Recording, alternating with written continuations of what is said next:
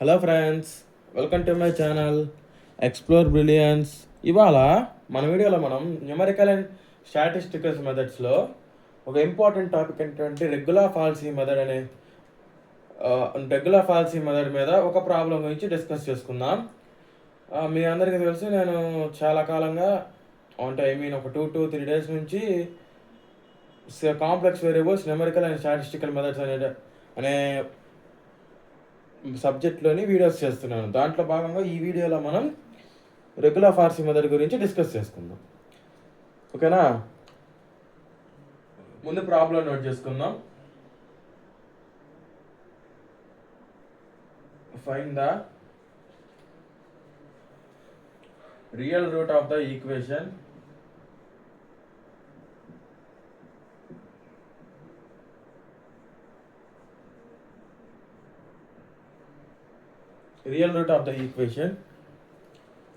x log with the base 10 of x is equal to 1.2 using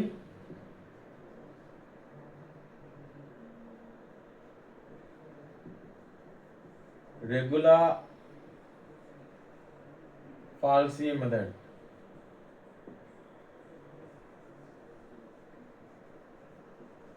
ఓకేనా? Right. ఇప్పుడు చూడండి,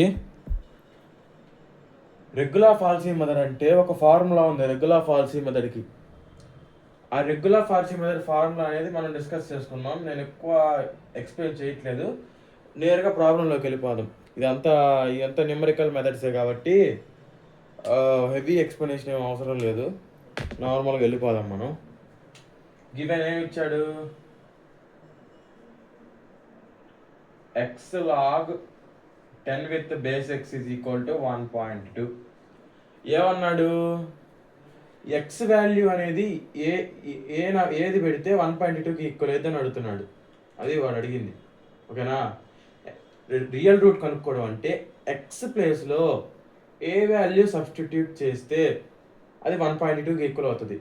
అది మనం కనుక్కోవాలి. ఇప్పుడు ఈ రెగ్యులర్ ఫాల్సీ మెథడ్కి మనకు ఒక ఫార్ములా ఉంది. కాకపోతే మనం ఏం చేసుకోవాలంటే first of all F of X కనుక్కోవాలి. ఓకేనా?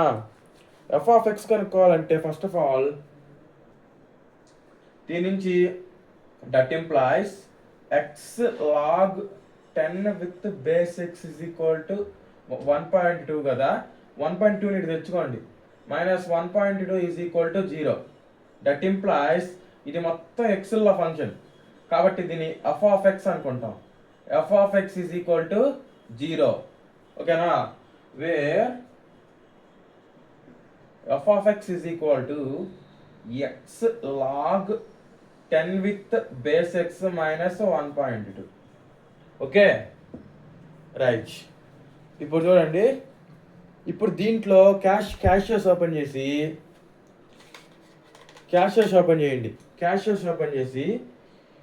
దీంట్లో f of 1, f of 0, f of 2, f of 3 ఈ 4 వాల్యూస్ని ముందులో క్యాలిక్యులేట్ చేద్దాం. ఎందుకు ఈ క్యాలిక్యులేషన్స్ చేయాలి అంటే మనం రియల్ రూట్ కనుక్కోవాలంటే ఎక్స్ ప్లేస్లో ఏది సబ్స్టిట్యూట్ చేస్తే అది 1.2కి ఈక్వల్ అవుతుంది అనేది మనం తెలుసుకోవాలి. X value regular falsi method use చేసి ఎఫ్ ఆఫ్ 0 అంటే ఎక్స్ ప్లేస్లో ఎక్స్ ఎక్కడైతే ఉందో ఆ ఎక్స్ ప్లేస్లో 0 పెట్టుకోండి. 0 into log 10 with base 0 minus 1.2.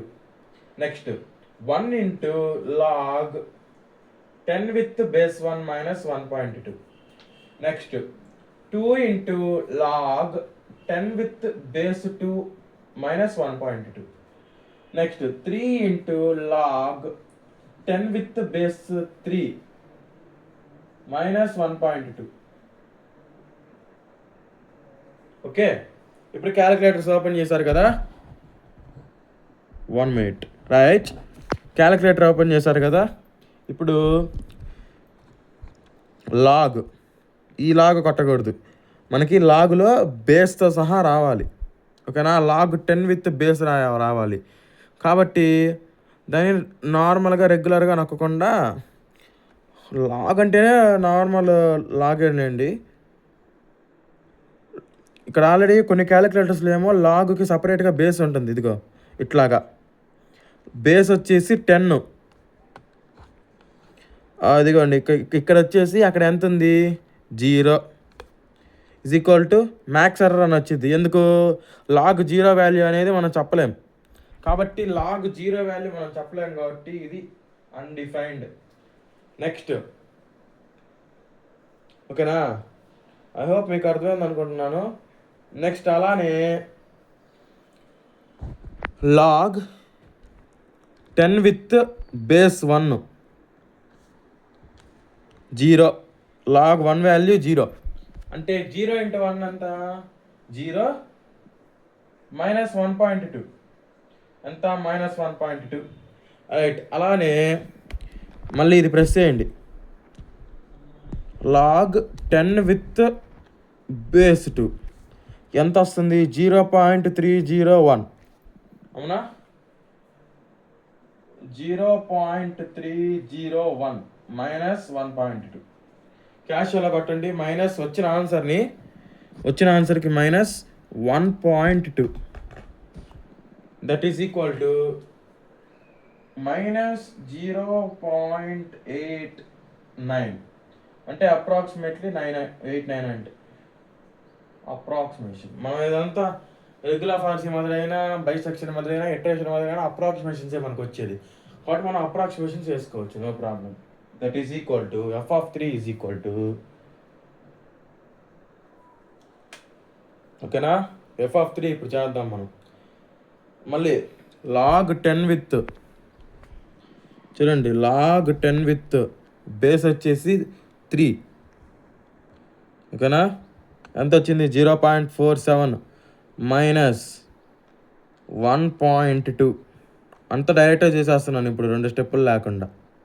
అంతా మైనస్ 0.72 వచ్చింది. ఓకేనా, తర్వాత f(4) కనుక్కోండి. ఎందుకంటే ఒక రూట్ అనేది ఎప్పుడైనా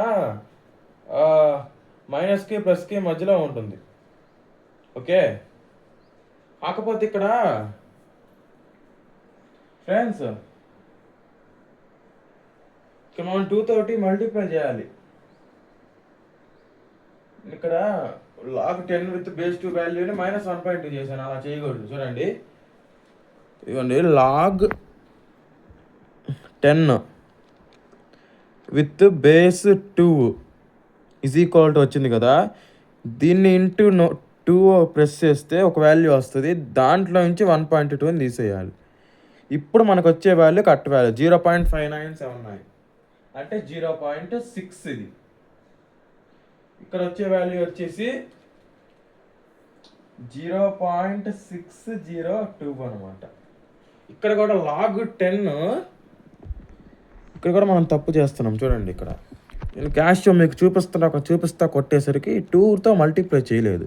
ఇప్పుడు చేస్తాం చూడండి, log 10 with base 3 is equal to ఒక వాల్యూ వస్తుంది, దాన్ని ఇంటూ 3 చేయండి ఎందుకంటే అక్కడ ఇంటూ 3 ఉంది కాబట్టి, మైనస్ 1.2 అంతా 0.231. ఇది డైరెక్ట్గా వేసేసా ఫ్రెండ్స్, ఎందుకంటే మీకు పైన తెలుసు కదా ఎలా చేయాలని చెప్పి. ఒకవేళ మీకు కావాలనుకున్నారనుకోండి దీని మొత్తాన్ని సపరేట్గా రాసుకోండి. ఎందుకు మేము మళ్ళీ సపరేట్గా రాస్తాను ఆగండి ఒక్క నిమిషం.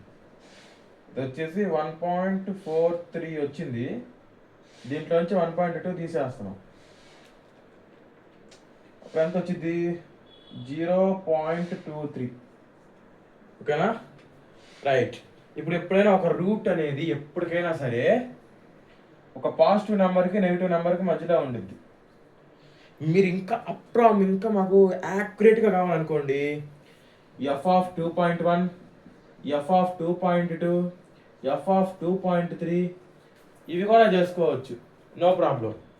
ఇవి కూడా చేసుకొని ఇంకా యాక్యురేట్గా నాకు తెలిసినంత మాత్రం f(2.4)కి f(2.5)కి ఉండిద్ది యాక్యురేట్గా చెప్పాలంటే.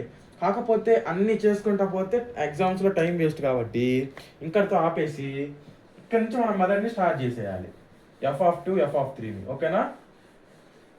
ఇలా చేసుకున్న తర్వాత ఎప్పుడైనా సరే లాగ్ ఉన్నప్పుడు ఎఫ్ ఆఫ్ 0ని నెగ్లెక్ట్ చేసేయండి. నేను మీకు అర్థం అవడం కోసం వేసాను. ఎగ్జామ్లో ఎఫ్ ఆఫ్ 0 వేయద్దు. ఎఫ్ ఆఫ్ 1 2 3 కనుక్కోండి. ఇక్కడ స్టెప్ ఏం రాస్తారు? Therefore the root lies between -0.6 and 0.23. ఓకేనా? ఇలా స్టెప్ రాసేయండి. రూట్ అనేది ఆ రెండింటి మధ్యలో ఉండేది కాబట్టి మనం F of 2 and 3 F of 3. ఓకేనా? ఇది బ్రాకెట్లో రాసుకోండి, లేదా ఇదే ఇక్కడ రాసుకొని ఇది బ్రాకెట్లో రాసుకోవచ్చు.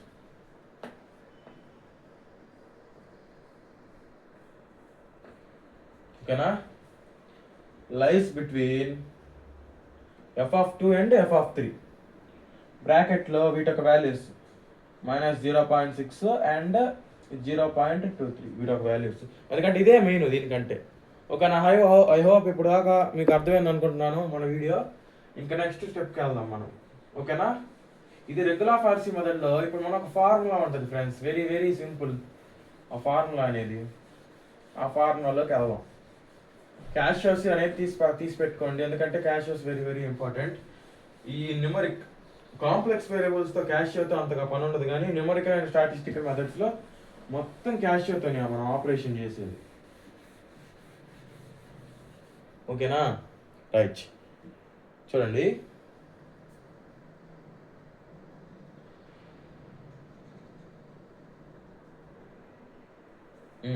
చూడండి, we know that.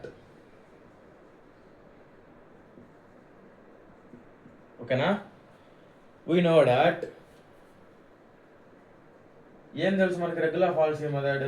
x power n+1 is equal to x f minus x f ఇలా రాసుకోండి, by f minus f. First of all ఇలా రాసుకుంటే ఎలా రాసుకోవాలి ఏందని నేను చెప్తాను అనమాట. ఇది సింపుల్గా బట్టి కట్టకుండా సింపుల్గా రాసుకోవడానికి అనమాట. ఇక్కడ n+1 ఉంది కాబట్టి ఇక్కడ n-1 రాసుకోండి, ఇక్కడ n రాసుకోండి, ఇక్కడ n రాసుకోండి, ఇక్కడ n-1 రాసుకోండి, ఇక్కడ n-1 రాయకూడదు, ఇక్కడ n రాయండి, ఇక్కడ n-1 రాయండి. అంతే, ఫార్ములా అయిపోయింది. చాలా సింపుల్. నేను ఇక్కడ, ఓకేనా, ఐ హోప్ మీకు అర్థమైంది అనుకుంటున్నాను. ఇక్కడ మన నార్మల్ ఎఫ్ కాదు, ఇది ఎఫ్ ఆఫ్ ఎక్స్, ఎందుకంటే ఫంక్షన్స్ కదా ఇవన్నీ, కాబట్టి ఎఫ్ ఆఫ్ ఎక్స్. లేదంటే ఒక్క నిమిషం ఆయన మళ్ళీ ఫ్రెష్గా రాద్దాం. ఐ హోప్ మీకు అర్థం అవ్వడం కోసం ఇలా రాశాను ఫ్రెండ్స్. నేను ఇప్పుడు డైరెక్ట్గా రాస్తాను, అప్పుడు మీకు ఒక క్లారిటీ వస్తుంది. ఓకేనా?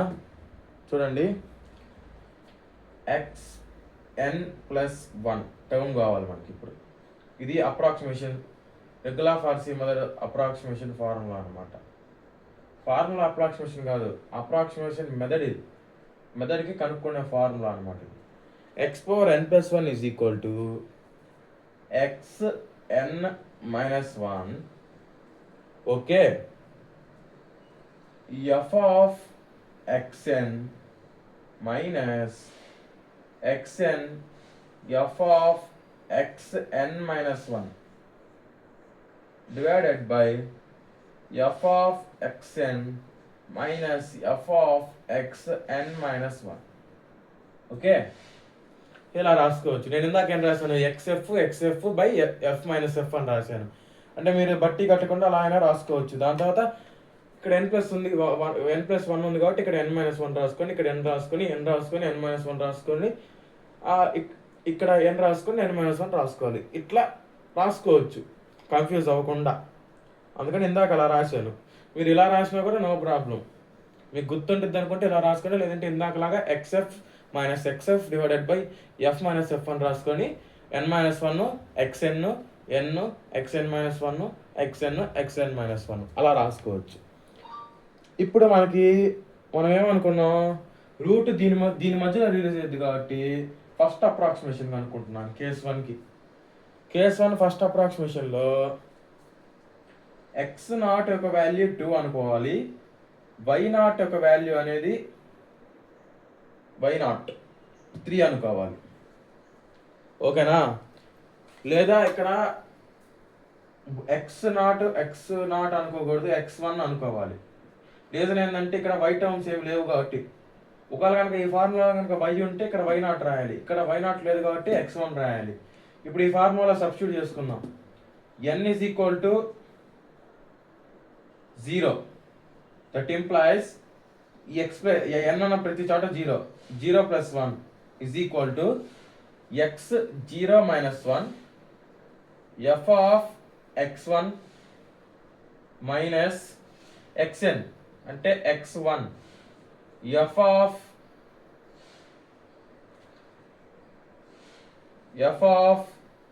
x0 minus 1 divided by, ఓకేనా, n minus 1. Okay, f of xn ఎంత, x1 minus f of x0 minus 1. ఓకేనా, ఇలా రాసుకోవచ్చు. ఓకే, n ప్లస్లో డైరెక్ట్గా వాల్యూ సబ్స్టిట్యూట్ చేసేయాలి. ఇప్పుడు మీరు అబ్జర్వ్ చేస్తే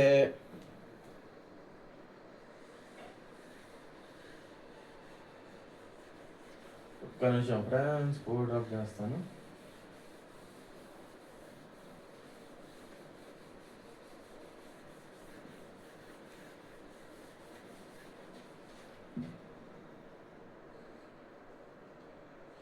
ఇప్పుడు చూడండి, f of 0 minus 1 అంటే -1, అది ఎగ్జిస్ట్ అవ్వదు కాబట్టి ఇది x0, ఇక్కడ వచ్చేసి x1 వచ్చింది.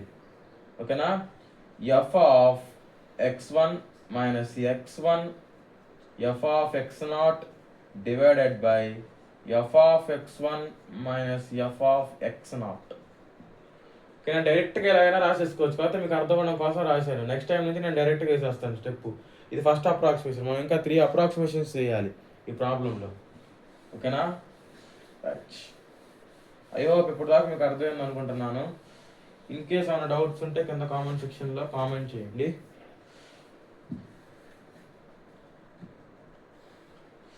ఇప్పుడు చూడండి, x0 వాల్యూ ఎంత, 2. f of x1 ఇక్కడ వచ్చింది. f of x1 ఒక వాల్యూ వచ్చేసి మనకి 0.23 వచ్చింది.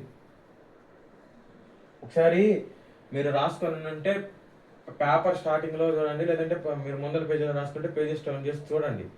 అక్కడ f of x1 అంటే f ప్లస్లో 3 పెట్టుకున్నాము చూడండి, ఆ వాల్యూ చూడండి, 0.23 minus x1 3 f of x0 అంటే f ప్లస్లో 2 పెట్టుకున్నప్పుడు ఉన్న value 0.6 divided by f of x1. f of x1 అంటే మనం f ప్లస్లో 3 పెట్టుకున్నప్పుడు వాల్యూ అంటే 0.23 మైనస్ f ప్లస్లో 2 పెట్టుకున్నప్పుడు వాల్యూ 0.6. మీరు ఒకసారి చూడండి ఫ్రెండ్స్, మీకు ఒక క్లారిటీ వస్తుంది, లేకపోతే మీరు కన్ఫ్యూజ్ అవుతారు. ఓకేనా, రైట్. కాకపోతే మీరు ఇంకొకటి మర్చిపోయారు, ఇక్కడ మీకు మైనస్ ఉంది. 0.6 దగ్గర మనకు వచ్చింది నెగిటివ్ వాల్యూ. ఎప్పుడైనా ఒక రూట్ అనేది నెగిటివ్ వాల్యూకి పాజిటివ్ వాల్యూకి మధ్యలో ఉండిద్ది. మనకి ఇక్కడ వచ్చింది నెగిటివ్ వాల్యూ. ఓకే, కాబట్టి మనం ఇక్కడ నెగిటివ్ వాల్యూ వేసుకోవాలి. That is equal to 0.46 plus minus into minus plus 3 into 0.6 అంటే 1.8 డివైడెడ్ బై 0.23 ప్లస్ 0.6. ఇప్పుడు క్యాషియస్ ఓపెన్ చేయండి, క్యాషియస్ ఓపెన్ చేసి కొట్టండి. క్యాషియస్ ఓపెన్ చేసి కొడితే ఆన్సర్స్ అనేవి కరెక్ట్గా వస్తాయి. ఓకేనా, 0.46 ప్లస్ 1.8 ఎంత, 2.26 డివైడెడ్ బై 0.23 ప్లస్ 0.6 0.83. ఇప్పుడు ఈ రెండింటిని డివిజన్ చేయండి, ఇన్వర్స్ చేసి 2.26 ఎంత వచ్చింది, 2.72. 3 వచ్చింది నాకైతే. సో 2.72289, 289 అంటే 29 అని, 29 అంటే 3 అని. ఓకే, ఎందుకంటే మనం చేసే మొదటి అప్రాక్సిమేషన్ మొదలు కాబట్టి మనం అప్రాక్సిమేషన్ వేసేసుకోవచ్చు. ఇప్పుడు ఇక్కడ నుంచి ఫ్రెండ్స్ మీకు కొంచెం కన్ఫ్యూజ్గా ఉండేది, మనకు వచ్చిన ఆన్సర్ అనేది పాజిటివా నెగిటివా అనే దాన్ని బట్టి ఆధారపడి ఉండిద్ది అనమాట. ఓకేనా, ఇప్పుడు చూడండి, F of 2.723 value find out చేయాలి ఇప్పుడు. అంటే మన మన మన టర్మ్లో 2.723 లాగ్ 10 విత్ బేస్ ఎంత 2.723 ఈజ్ ఈక్వల్ టు ఈ వాల్యూని ఇప్పుడు క్యాష్ కొట్టాలి -1.2. ఇది పాజిటివ్ వచ్చిందా నెగిటివ్ వచ్చిందా చూసుకోవాలి. ఎలాగ మీకు ఇందాక చూపించాను కాబట్టి నేను డైరెక్ట్గా కొట్టేస్తున్నాను ఎలా కొట్టాలో. 2.log 10 with 2.723. నేను ఇంకొకసారి చెప్తున్నాను ఫ్రెండ్స్, నేను అంతా అప్రాక్సిమేషన్గా వేసుకుంటున్నాను, ఎందుకంటే మన మెథడే అప్రాక్సిమేషన్ మెథడ్, రెగ్యులర్ ఫాల్స్ అని బైసెక్షన్ అని. మీరు యాక్యురేట్గా వేసుకుంటామంటే అది మీ ఇష్టం, ఇలా అయినా కరెక్టే, నో ప్రాబ్లం. నాకైతే ఇక్కడ -0.015 వచ్చింది, అంటే ఇది నెగిటివ్ వాల్యూ. ఎప్పుడైనా గుర్తుపెట్టుకోండి, నెగిటివ్ వాల్యూ వచ్చిందా మనకి ఫైనల్ ఆన్సర్గా, అంటే ఇక్కడ మనకు వచ్చిన x1 వాల్యూ కానీ, x2 వాల్యూ కానీ, x3 వాల్యూ కానీ, ఇక్కడ వచ్చిన వాల్యూని ఎఫ్ ఆఫ్ మన ఫంక్షన్లో కనుక సబ్స్టిట్యూట్ చేసినప్పుడు ఇక్కడ లాస్ట్లో నెగిటివ్ వాల్యూ వచ్చిందా, ఆ నెగిటివ్ వాల్యూ వస్తేనేమో ప్రీవియస్ టర్మ్ని తీసేయాలి, అంటే ఫస్ట్ టర్మ్ని. పాజిటివ్ వాల్యూ వస్తే సెకండ్ టర్మ్ని తీసేయాలి. ఇప్పుడు మన న్యూ వాల్యూస్ వచ్చేసి చెప్తున్నాను చూడండి. ఇప్పుడు మన న్యూ వాల్యూస్, ఒక్క నిమిషం బోర్డు డ్రాప్ చేస్తాను. ఇది కొంచెం ఫుల్ ఆఫ్ మ్యాథమెటిక్స్ ఫ్రెండ్స్, మొత్తం క్యాలిక్యులేటర్తోనే పని. క్యాలిక్యులేటర్స్ పక్కన పెట్టుకోండి.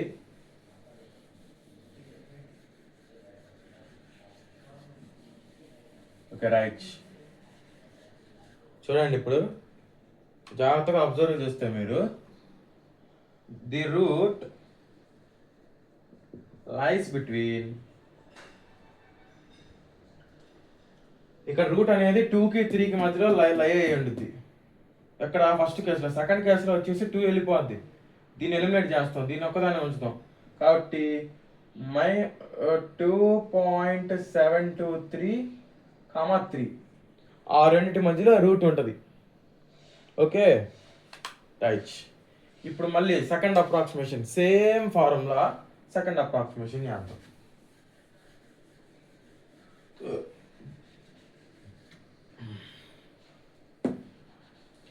సెకండ్ అప్రాక్సిమేషన్ చేద్దాం. ఓకే, ఇప్పుడు సెకండ్ అప్రాక్సిమేషన్లో కనుక అబ్జర్వ్ చేస్తే ఎన్ వాల్యూ 1 వచ్చింది, ఎన్ వాల్యూ 1 ఉండిద్ది.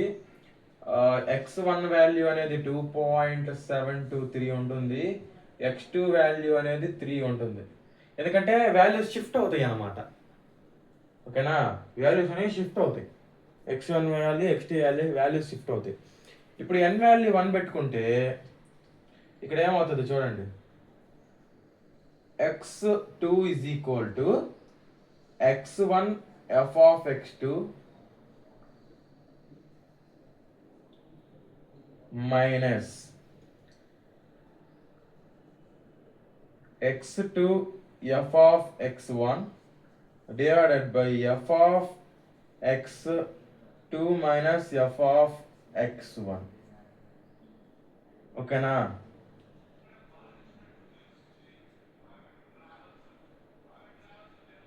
ఇక్కడ మనం సబ్స్టిట్యూట్ చేయాల్సిన వాల్యూ 1 ఫ్రెండ్స్.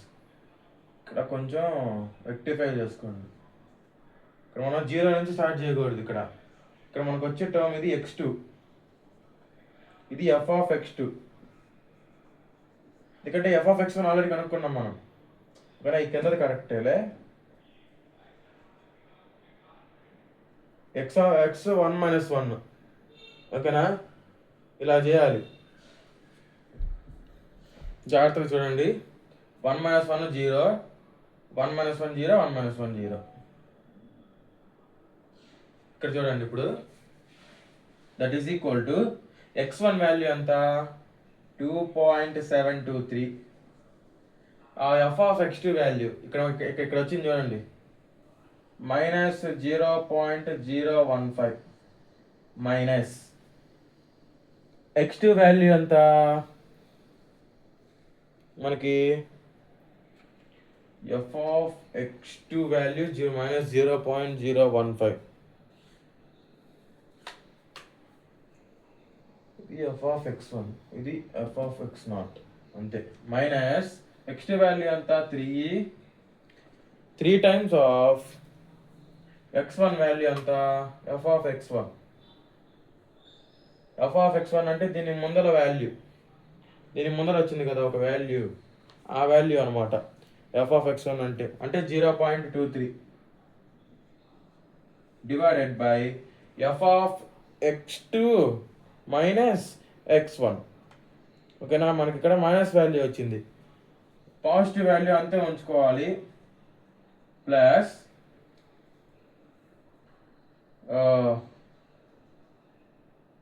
0.015 ప్లస్ అవుతుంది ఫ్రెండ్స్, ఎందుకంటే ఇక్కడ ప్లస్ కాబట్టి ఇక్కడ కూడా ప్లస్ అవుతుంది. ఇక్కడ ఏంటంటే మనకి ఇక్కడ ఇది 0.23 ఉంటుంది, ఇది -0.015 ఉంటుంది. ఎందుకంటే మనం ఇక్కడ ఏంటంటే చూడండి, ఇక్కడ నేను వాల్యూస్ అని క్లమ్జీగా చేసుకున్నాను కాబట్టి నాకు ఇక్కడ రాసుకోవడానికి కొంచెం తడపడుతున్నాను నేను. మీరు పర్ఫెక్ట్గా రాసుకుంటారు కాబట్టి పర్ఫెక్ట్గా ఉంటుంది. ఇక్కడ 0.23 ఎందుకు వచ్చిందంటే 0.23 దేని వాల్యూ x2 వాల్యూ. అంటే x = 3 పెట్టుకున్నప్పుడు మనకి మీరు ప్రీవియస్ స్టెప్లో చూసుకోండి 0.23 వచ్చింది, కాకపోతే నాకు ఎక్కడ 0.23 లేదు. ఓకేనా, రబ్ చేసేసాను, అందుకని పొరపాటుని ఇక్కడ ఇది వేసేసాను. కాకపోతే ఇక్కడ 0.23 వాడాలి. నెక్స్ట్ x2 అనేది 3, కాకపోతే ఎఫ్ ఆఫ్ x1, ఈ x1లో x1 ఉంచుకున్నప్పుడు ఎంత ఉంది వాల్యూ, ఇక్కడ ఉంది -0.015. ఇప్పుడు కరెక్ట్గా వస్తుంది మనకి వాల్యూ అనేది. ఓకేనా, నేను ఏదైనా మధ్యలో అటు ఇటు పడతాను, ఎందుకంటే ఇది బోర్డు చిన్నది కాబట్టి అది డ్రప్ చేసి ఉంటాను కొన్ని నేను, కాబట్టి నేను చూసుకోలేను మళ్ళీ వెనక్కి తిప్పి. కాకపోతే మీరేంటంటే వీడియోని వెనక్కి అనుకొని చూసుకోవచ్చు, కాబట్టి మీరు చూసుకోండి అలా వీడియో వెనక్కి అని. ఓకే, నెక్స్ట్ చూడండి 2.723 ఇంటూ 0.23 ప్లస్ 3 ఇంటూ 0.015, ఎందుకంటే మైనస్ అంటే మైనస్ ప్లస్ అవుతుంది, divided by 0.23 plus 0.015. That is equal to, ఇదంతా క్యాష్లో కొట్టండి ఎందుకంటే మీకు తెలుసు అలా క్యాష్లో కొట్టాలి, ఇంటూ 0.23, ఇది 0.6263 plus 3 into 0.015, 0.045 divided by 0.23 plus 0.015. That is equal to 0.245. That is equal to, ఇప్పుడు ఆ రెండు యాడ్ చేద్దాం, 0.6263 plus 0.045 divided by 0.245.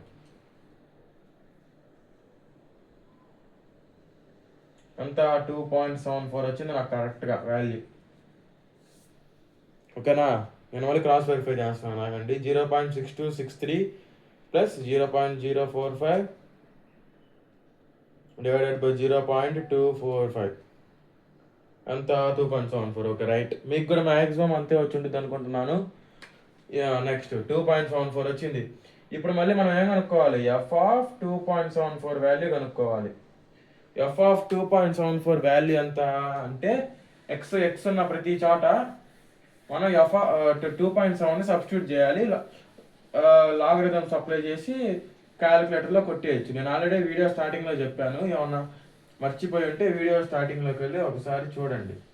ఓకేనా, రైట్.